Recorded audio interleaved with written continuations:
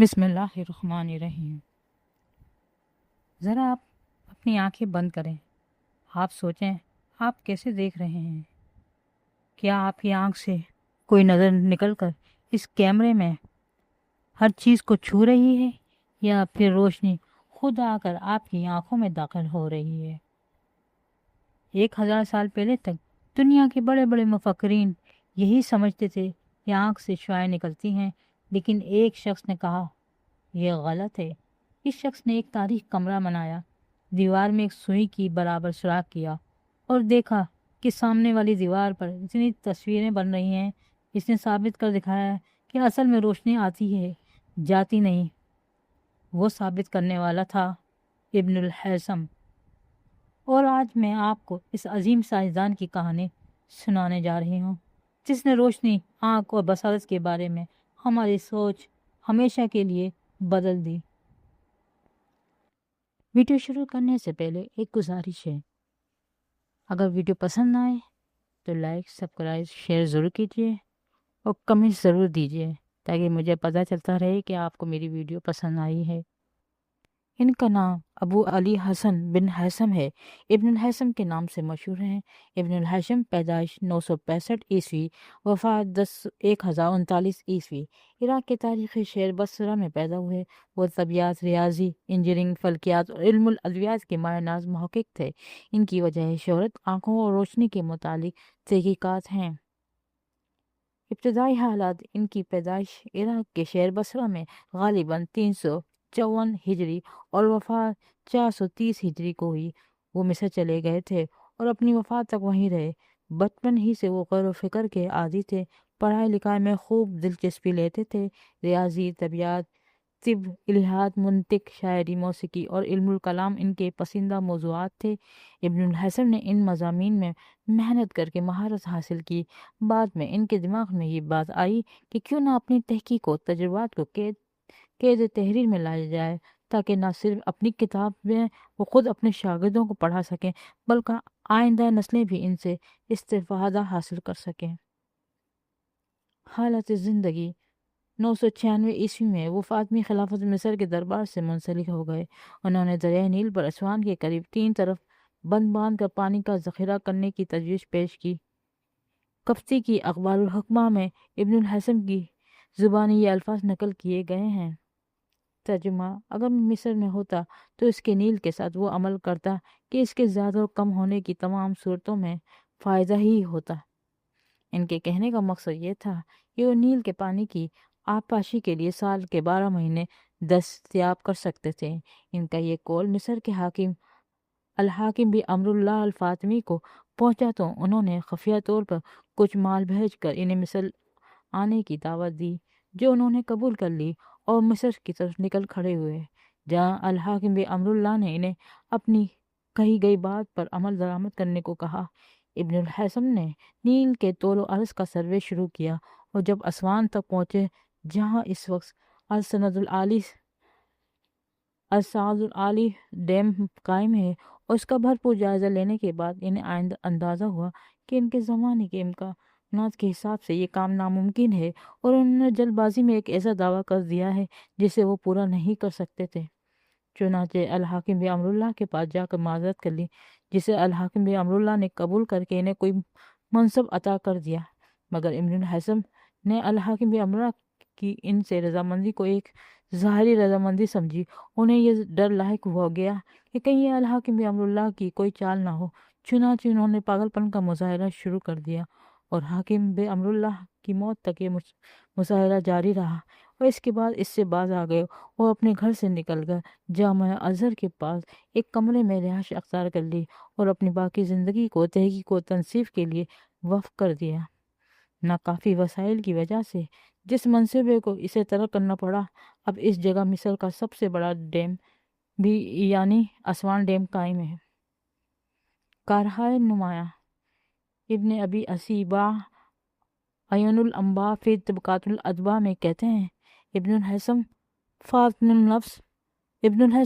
النفس، سمجھدار اور علوم کے فنکار تھے۔ ریاضی میں ان کے زمانے کا کوئی بھی سائنسدان ان کے قریب بھی نہیں پھٹک سکتا تھا۔ وہ ہمیشہ کام میں لگے رہتے تھے۔ وہ نہ صرف کثیر التصنیف تھے بلکہ زاہد بھی تھے۔ نظریات: ابن الہیثم وہ پہلے سائنسدان تھے جنہوں نے درست طور پر بیان کیا کہ ہم چیزیں کیسے دیکھ پاتے ہیں۔ انہوں نے افلاطون اور کئی دوسرے ماہرین کے اس خیال کو غلط ثابت کیا کہ آنکھ سے روشنی نکل کر اشیاء پر پڑتی ہے۔ انہوں نے ثابت کیا کہ روشنی ہماری آنکھوں میں داخل ہوتی ہے تو ہم دیکھتے ہیں۔ انہوں نے اپنی بات ثابت کرنے کے لیے ریاضی کا سہارا لیا جو اس سے پہلے کسی نے نہیں کیا تھا۔ ابن الہیثم نے روشنی، انعکاس اور انعطاف کے عمل اور شعاعوں کو مشاہدے سے کہا کہ زمین کی فضا کی بلندی 100 کلومیٹر ہے۔ ان کی کتاب کتاب المناظر بصریات کی دنیا میں ایک کلیدی حیثیت رکھتی تھی، کیونکہ ابن الہیثم نے بطلیموس کے نظریات قبول نہیں کیے، بلکہ انہوں نے بطلیموس کے روشنی کے حوالے سے بہت سے نظریات کی مخالفت بھی کی اور انہیں رد کر دیا۔ ان کی روشنی کے حوالے سے دریافتیں جدید سائنس کی بنیاد بنی۔ مثال کے طور پر بطلیموس کا نظریہ تھا کہ دیکھنا تب ہی ممکن ہوتا ہے جب شعاع آنکھ سے کسی جسم سے ٹکراتی ہے۔ بعد کے سائنسدانوں نے اس نظریے کو منوعاً قبول کیا، مگر ابن الہیثم نے کتاب المناظر میں اسی نظریے کی دھجیاں بکھیر دی ہیں۔ انہوں نے ثابت کیا کہ معاملہ اس کے بالکل برعکس ہے اور شعاع آنکھوں سے نہیں بلکہ کسی جسم سے دیکھنے والی کی آنکھ سے ٹکراتی ہے۔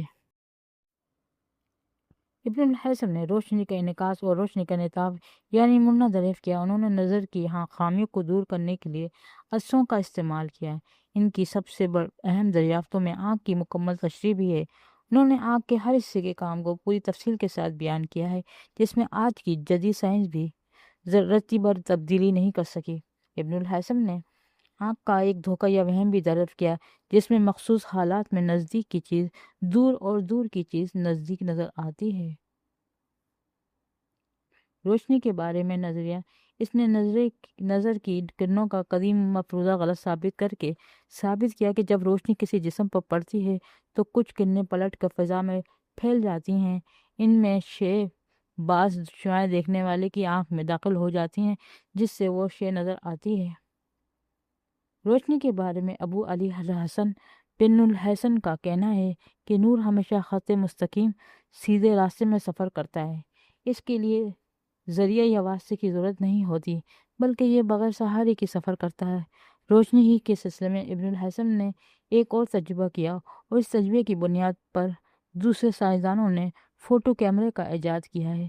وہ کہتے ہیں کہ اگر کسی تاریک کمرے میں دیوار کے اوپر والے حصے سے ایک باریک سوراخ کے ذریعے سورج کی روشنی گزاری جائے تو اس کے بالمقابل اگر پردہ لگا دیا جائے تو اس پر جن جن اشیاء کا عکس پڑے گا وہ الٹا ہوگا۔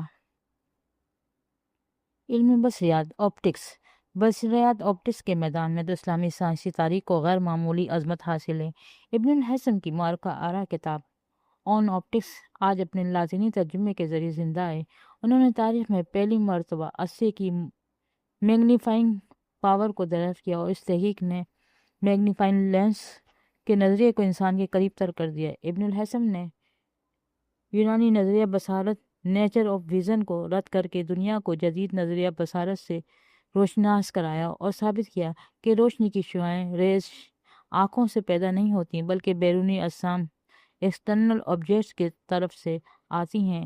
انہوں نے پردہ بصارت ریٹینا کی حقیقت پر صحیح طریقے سے بحث کی اور اس کا آپٹک نرو اور دماغ برین کے ساتھ باہمی تعلق واضح کیا۔ مزید تحقیق و دریافت: یونیورسٹی آف سرے برطانیہ کے پروفیسر جم الخلیلی کی BBC کے لیے ابن الہیثم سے متعلق پروگرام کی تیاری کے دوران میں اسکندریہ میں ایک ماہر سے بات ہوئی جنہوں نے ابن الہیثم کا فلکیات کے موضوع پر حال میں 2010 میں دریافت ہونے والا ایک مقالہ دکھایا۔ بقول پروفیسر جم الخلیلی کے ان ابن الہیثم نے معلوم ہوتا ہے سیاروں کے مدار کی وضاحت کی تھی، جس کی بنیاد پر بعد میں کاپرنیکس، گلیلیو، کیپلر اور نیوٹن جیسے یورپی سائنسدانوں نے کام کیا۔ کتنی غیر معمولی بات ہے کہ اب پتہ چل رہا ہے کہ آج کے ماہرین طبیعت پر 1000 سال پہلے کے ایک عرب سائنسدان کا کتنا قرض ہے۔ اس نے سب سے پہلے روشنی کو حرارتی توانائی قرار دیا۔ روشنی کو شعاع کی وہ نہایت صحیح تعریف کرتا ہے۔ جیسا کہ ابن ابی عصیبہ نے کہا، وہ واقعی کثیر التصنیف تھے۔ سائنس کی مختلف شعبوں میں ان کی 237 تصانیف شمار کی گئی ہیں، جن میں کچھ یہ ہیں: کتاب المناظر، مقالہ فی التحلیل والترکیب، میزان الحکمہ وغیرہ وغیرہ۔ اس کی مشہور کتاب المناظر ہے۔ اس کے علاوہ اس نے پہلی بار آنکھ کا تراشا بھی بنایا۔ محمد الفارسی کے ابن الہیثم کتاب المناظر پر تبصرہ و تشریح لکھنے کی وجہ سے ابن الہیثم کی یہ تحقیق کتاب، جو اہل مشرق نظر انداز کر چکے تھے، اجاگر ہو کر سامنے آئی اور یورپ میں اس کے ترجم کی گئی۔ محمد الفارسی کی اس کتاب کو عربی میں التفتیح اور انگریزی میں تنقیح لکھا جاتا ہے۔ تاثرات: راجر بیکن اور کیپلر نے ابن الہیثم کے کام سے بہت استفادہ کیا، جبکہ گیلیلیو نے اپنی دوربین انہی کے کام سے استفادہ کرتے ہوئے بنائی۔